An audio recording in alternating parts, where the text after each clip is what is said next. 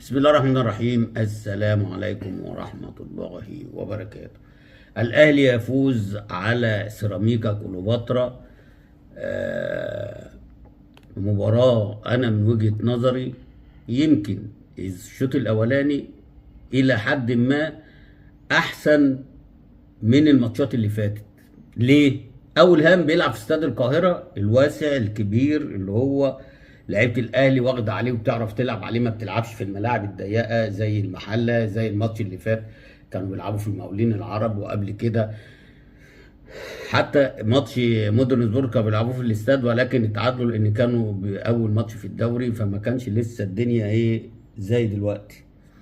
فالاستاد النهارده فرق كتير قوي مع لعيبه النادي الاهلي، تحديدا الشوط الاولاني. الشوط الاولاني انا شايف ان النادي الاهلي مستحوذ بس بدون انياب على المرمى. بدأ اللقاء اول كوره هجمه بتتعمل بالعرض بيطلعها بسام من طاهر محمد طاهر، بعد كده كوره بتتعمل من اشرف بن شرقي عرضيه بتقف تحت رجل طاهر ويقع، وطبعا بيطالبوا بضربه جزاء. يا جدعان هو اللي داس على الكوره، لا حد لمسه ولا حد زقه، الراجل اشترك معاه عادي ولكن هو اللي داس على الكوره. وخلي بالكم من غير ما انتوا تتعبوا نفسيكم، لو فيها حاجه كان طارق مجدي هيديها ضربه جزاء، اللي هو قاعد على الفار يعني، فانتوا ما تتعبوش نفسيكم يعني. فطبعا هاجوا ماجوا الفار فين والواحد اتنين الفار فين والكلام الفاضي دوت، وهي ما فيهاش حاجه اصلا. بعد كده فاول على ال 18 طاهر محمد طاهر بيحطها قويه جدا بيطلعها بسام. دي ابرز الهجمات اللي هي في الشوط الاولاني، طبعا غير الكوره بتاعت تريزيجيه اللي هو احرز منها الهدف. هات وخد مع اشرف بن شرقي ويخش لجوه ويحطها في البعيده لبسام الذي لا يسأل عنها تماما، يعني مش بتاعته خالص. 1-0 على استحياء بتبدأ فرقة سيراميكا تبدأ تخش في اللقاء بعد الهدف والكلام ده.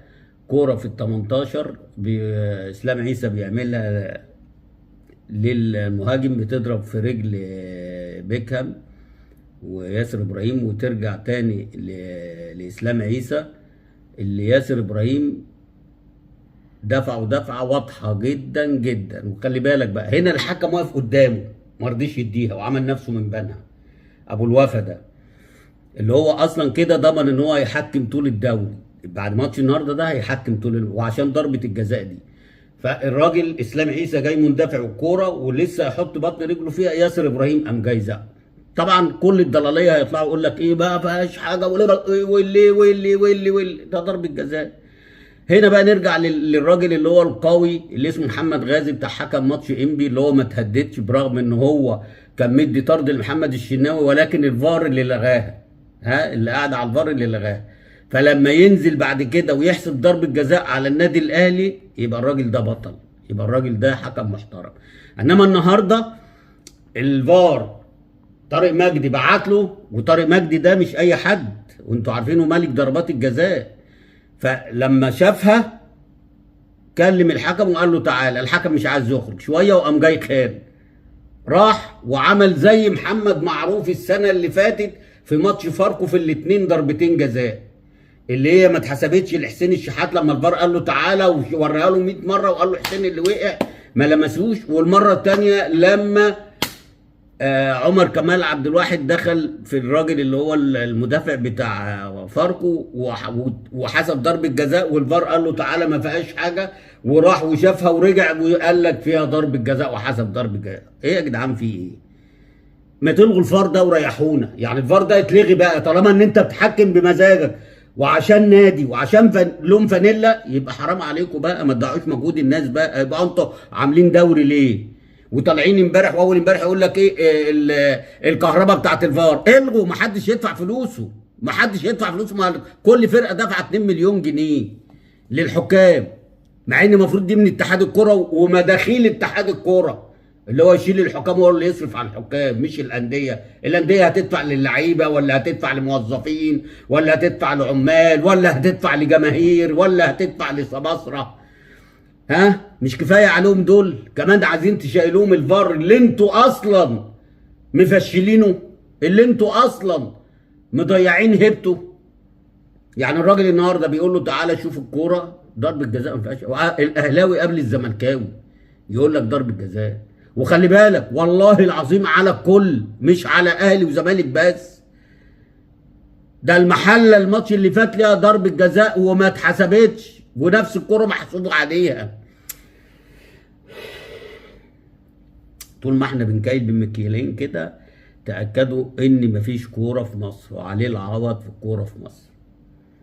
ده بالعكس، انت لما تحسب ضربة جزاء بتدي طعم للمباراة، الاهلي يفوق ويرجع يكسب تاني بعرقه وجهده، واخد بالك. وحتى لو ما كسبش يبقى الخلل من عنده، يبقى الاداره ماشيه من اول الموسم مش كويس، وانتوا عايزين تصلحوا اخطاء الاداره. ليه؟ جابوا مدرب مش كويس، جابوا لعيبه على الفرق. يعني النهارده مثلا الشوط الاولاني انتاج محمد بن رمضان ايه؟ ولا الهوا. هو الوحيد اللي عامل لك شكل وعامل لك خطوره وتقل هو بن شرقي. بن شرقي. تريزيجيه جاب الجول، كتر خيره. طيب بن رمضان، ولما قعد الراجل التاني الاهلي كسب، الاهلي فاق. لما اتصاب الماتش اللي فات وخرج، بعد ما خرج على طول جابوا جول. والنهارده هو ما بيلعبش، كسب الاهلي. وبيلعب مين؟ سيراميكا، فرقه من الفرق اللي هي بتتعد من الفرق التقيله اللي في الدوري. نزلنا الشوط الثاني طبعا، اخطر ما فيه الكوره بتاعت تريزيجيه اللي هو خدها على الطاير وقال لك ان هي عدت الخط والكلام دوت، وما حصلش. وطبعا احنا لا شفناها ولا ما حدش يقدر يقول اذا كانت عدت، لان هو واقع وهي الكوره تحته، ما نعرفش بقى على الخط ولا عدت الخط. تاني حاجه، تاني هجمه بتاعت كريم نيدفيد في اخر المباراه، اللي هو ضيعها. هو اتفاجئ بيها، لقاها قدامه بيلف، لقاها قدامه فحط وش رجله. كان مصطفى العش حاطط معاه، داخل معاه، فهو اللي خلاه عمل كده. التانية اللي هي بتاعت اسلام عيسى الانفراد وحطها في الاوت من بره. دولت ابرز حاجه. تالت حاجه بقى حسين الشحات لما نزل، شفتوا الفرق بقى بين الهجاص واللي بيكذب والراجل اللي هو لعيب كوره. الراجل اللي هو برغم ان الجماهير الاهلي كلها عايزاه يمشي وقلب عليه واللجان مخلصه عليه، بس الراجل لعيب كوره. نزل قام جاي مرقص ايه، وقام جاي حاططها انفراد لجريديشار. جريديشار لقى نفسه هو والجون حطها، ولكن بسام بيستبسل وانا من وجهه نظري كان المفروض ياخد هو راجل مباراه. حسين الشحات في واحده تانية برضو قام جاي عامل قلبان وهوب، وقام جاي حاططها، ولكن اتاخر فيها طاهر محمد طاهر. المهم يعني ادي لعيب الكوره وادي اللعيب اللي بيضحك عليكم. يعني شوف انتاج لعيب الكوره لما نزل في 10 دقايق عمل اسيست وكان هيجيب جون، والاهلي مسك الكوره وبدا بعد ما كان البدني وقع وبداوا ان هم يرجعوا لورا، بدا ان هو ياخد فرقه الاهلي ويشدها تاني لقدام. بن رمضان مقلب لغايه دلوقتي الاهلي لم يستفيد منه ولازم يقعد. انا ما اعرفش النهارده لعب 90 دقيقه ازاي. الكابتن عماد النحاس بيحب ويكره، لان ده من اول الشوط الثاني لازم يغير، وهو بالامانه من بعد الماتشات اللي فاتت ما كانش بدا النهارده بن رمضان. ولكن زي ما انا قلت لك بيتفرض، لازم الناس تلعب عافيه وذوق. ولو زيزو كان موجود النهارده كان هيلعب عافيه وذوق.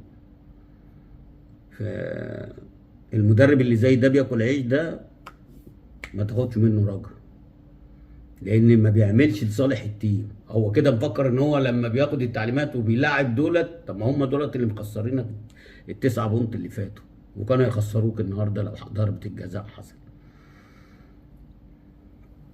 في لعيبه طاهر محمد طاهر النهارده من احسن اللعيبه اللي كانت متواجده النهارده في الملعب.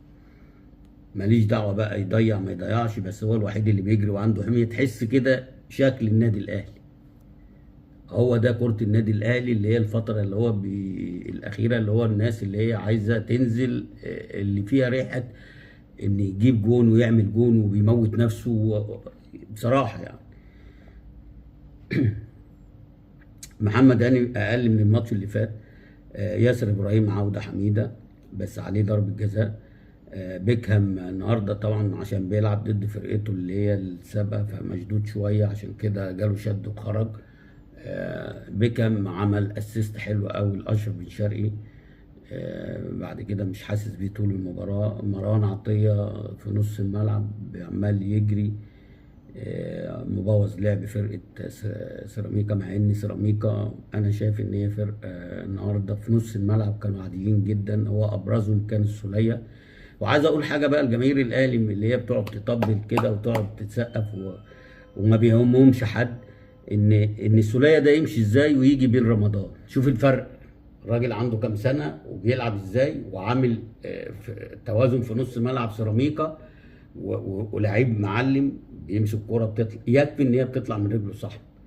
فمشوه عشان يجيبوا بن رمضان اللي هو عالة على الفرقه. يعني النهارده في كام لعيب عالة على فرقه النادي الاهلي. كان طبعا بدايه من شريف، مش ملوش اي انياب،